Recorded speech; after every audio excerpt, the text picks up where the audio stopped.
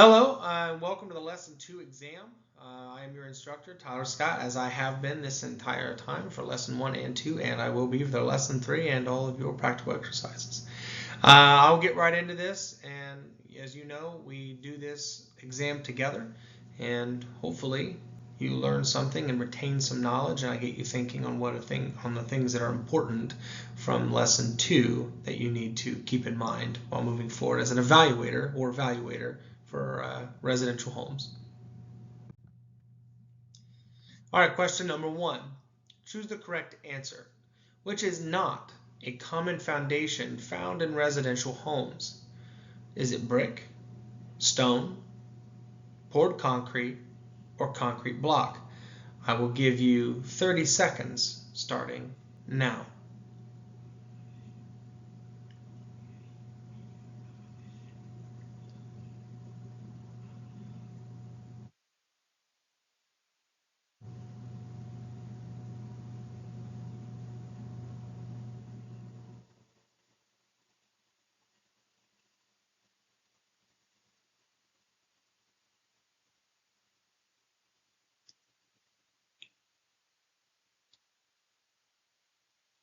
Alrighty, the answer is A, brick. It is not a common foundation in residential homes.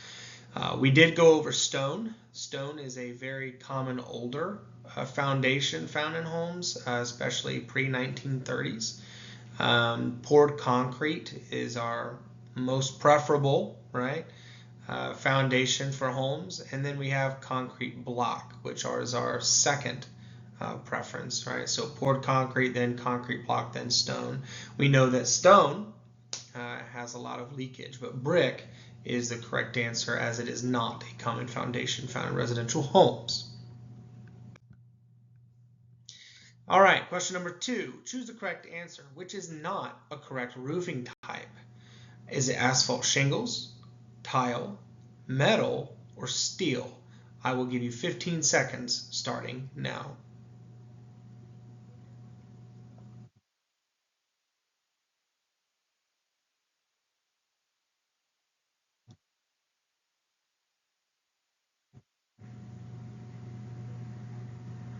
Alrighty, so the correct answer is steel. Steel is not a correct roofing type. It is metal, tile, or asphalt shingles. Everybody knows asphalt shingles. You might even have seen a lot of metal roofings. Tile is what you see, what I gave the example for, like a Spanish style home, that Spanish style that came down, that style of tile. And then you have steel, which is not what we use for roofing. Why is steel and metal? What's the difference? Well, steel is very, very heavy. Metal is not.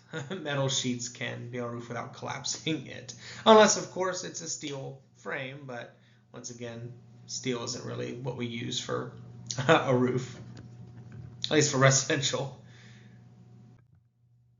All right, choose the correct answer. Why is it important to understand basic building materials in a home evaluation? A, to better understand comparable properties. B, to provide a more accurate quality rating. C, to provide a more accurate condition rating. Or D, to provide both a more accurate quality and condition rating. I will give you 20 seconds starting 3, 2, 1 now.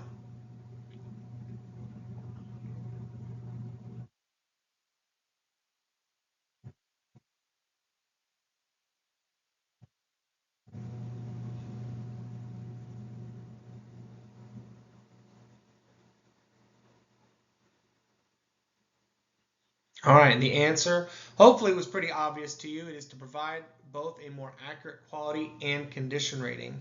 Now, when you look at this lesson in lesson 2.1, you haven't gone over quality or condition ratings yet, but by now taking this exam you have, so it should be very obvious to you why you need to know basic building materials while looking to do a quality and or a condition rating in either scenario. Building materials help you with quality to determine the quality of the build itself, while it can also help you determine the condition, especially with utilities, especially with other things of that nature. Is it a normal condition or is it a bad condition?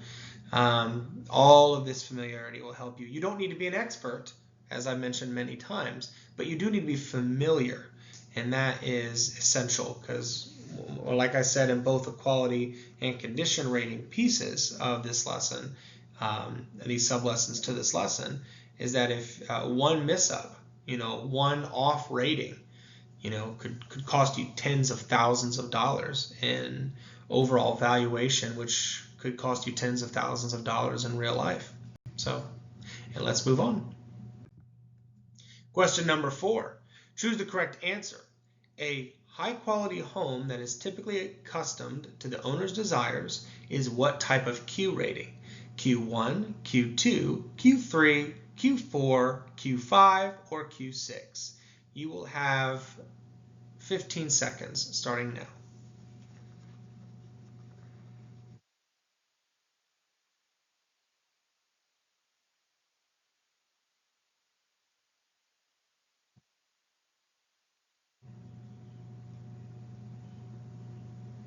Alrighty, so the answer is Q2. Q2, a high quality home that is typically custom to the owner's desires, is a quality 2, right? High quality home. A quality 3 would be a home that is a quality 3 is a home that is a good quality home, and it is above average quality home, and it has more upgrades than not, if we don't remember that one. A Q1 is best of the best. It's the LeBron James of homes, or it's the Michael Jordan of homes. It's something that is extremely out there. It's not even seen by the average millionaire. It's seen by the mega millionaire, right? And that is where we're looking at. But yeah, let's move forward. Choose the correct answer. Structural or interior damages needs updates, and is considered livable is what type of Q rating? Is it Q1, Q2, Q3, Q4, Q5, or Q6? You have 10 seconds starting now.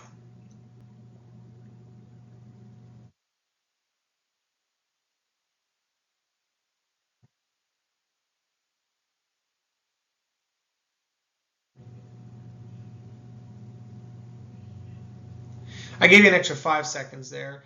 Is it a Q1, Q2, or Q3? Of course it isn't. Structural or interior damages needs updates and is considered livable. It's not going to be in the top 3. In fact, it's not even going to be in the top 4. So the question you probably debated yourself is it Q6? Is it Q5? Well, the key word here is considered livable, right? And that means it's a Q5, a quality 5 rating. A Q6 is considered uninhabitable for year-round inhabitants. So saying that someone could live in it in the summer while they couldn't live in it in the winter is not considered livable, right? In fact, there's probably asbestos, mold, other things and diseases maybe around water, sitting water, things of that nature, and Q6, which make it very unsafe.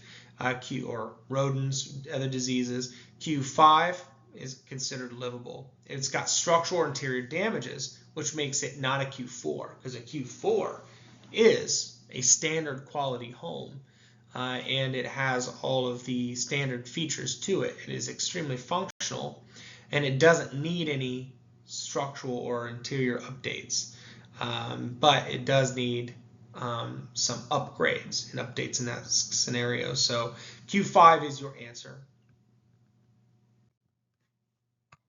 All right, Q6. I'm sorry, Q6. Question 6. The Q and the Q's. All right, choose the correct answer. If a property has majority standard features, what Q rating will it have? Now, I just went over this. So Q1, Q2, Q3, Q4, Q5, or Q6. I will give you 10 seconds starting now.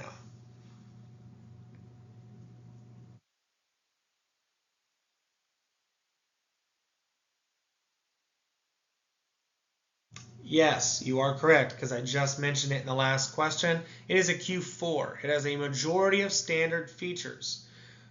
So a majority of upgraded features, but not considered high quality, or not considered high quality with custom to owner's desires, is obviously not Q3, right? So it's not Q3, it's not Q2, it's definitely not Q1, it's not Q5 because we just went over that, and it's definitely not Q6. So Q4 is the majority of standard features with that meets all building codes and needs no major repairs or has structural damage.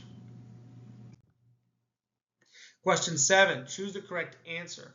Which of the following is the correct C rating for a home that is well maintained with minimal wear and tear?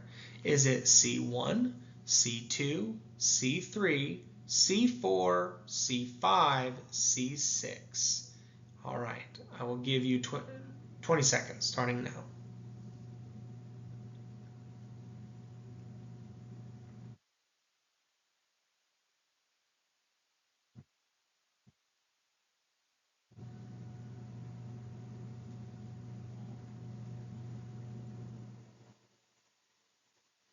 All right, is it a C1, something with minimal wear and tear? No, it is not.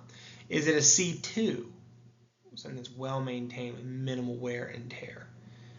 No, it is not. It is the next level down. It is a condition rating 3. Once again, minimal wear and tear can be in really good condition.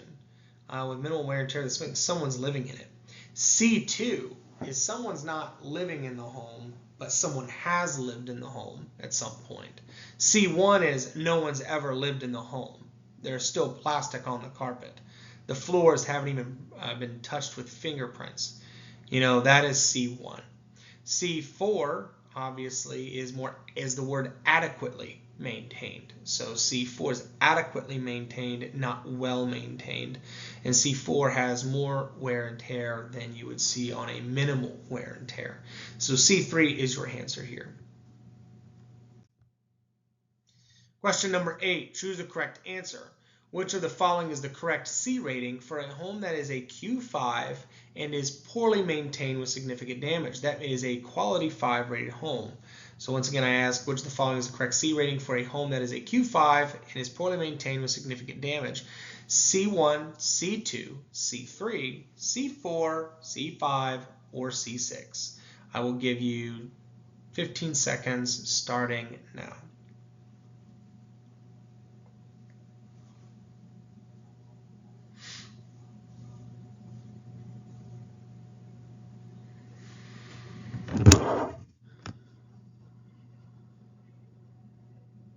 Alrighty, this is a little tricky one unless you picked up on the trick. Of course, it is a C6. It is a condition rating 6. Poorly maintained with significant damage. Significant damage. If you remember from our lesson, a C6 can be a Q5 or a Q6. It does not have to be a Q6 and a C6. A C6 is more often than not a C5 or C6. And a Q5 is not always a C6, right? But it can be. Well, the key word here is significant damage. It can be poorly maintained as a C5, but with significant damage, no, that has to be C6. So now obviously that's a portion of what we're looking at, but that's where we need to be at. All right, so obviously not C1, C2, C3, C4, all right? So C6 is your answer.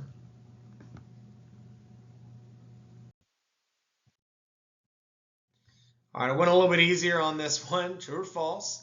Choose the correct answer. True or false? A C5 home has not been adequately maintained, but is functional and does not have any significant safety concerns. I'll give you 10 seconds starting now.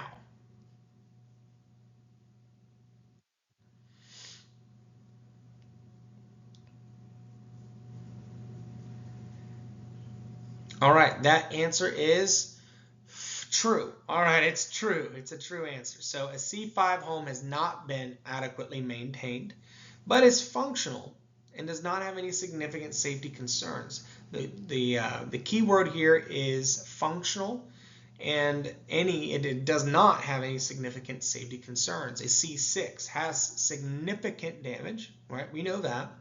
So the question for you would have been, is it a C4 or a C5? Well, C3 is well maintained, right?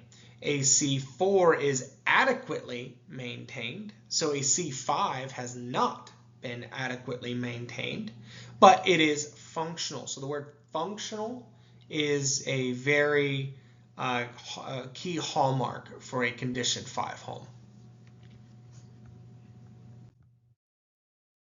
And last but not least, as always, I try to give you a roundup here. Choose the correct answer. What is the most important? What is the most important of lesson 2? Is it lesson 2.1, basics of building materials? Is it lesson 2.2, quality ratings? Is it lesson 2.3, condition ratings? Or is it all three are equally important? You have 5 seconds to answer this question. You are right again. I'm sure you are. It is all three are equally important. Obviously, I bring this question up again, very similar to the lesson 1 exam, because basics of building materials, as you saw, you could not have a quality rating, you could not determine condition ratings until first understanding basics of building materials. You cannot do quality ratings or condition ratings until you first understand home types and sketches, right? And everything from lesson 1.1, right? Especially when you compare other properties, with quality ratings or other building materials or what the neighborhood builds with, right? All of this comes together in one big piece that we will finish, one big puzzle piece that we will finish through lesson 3, which I'm super excited for.